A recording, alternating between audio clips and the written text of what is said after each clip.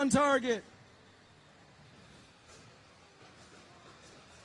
The red team launching fuel into their side in preparation for the phase change.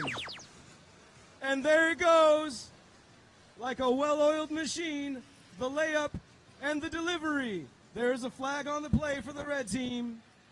That's going to cost them. But with this comfortable lead, they may be able to bear it.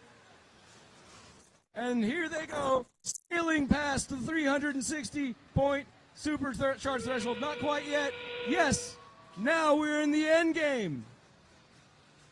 Blue team trying as hard as they can. They're not giving up. They will not quit. Both hubs illuminated, and it's anything goes.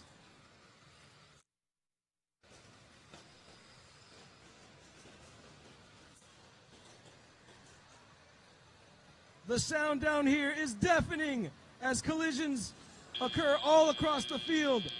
And that is it for round 16.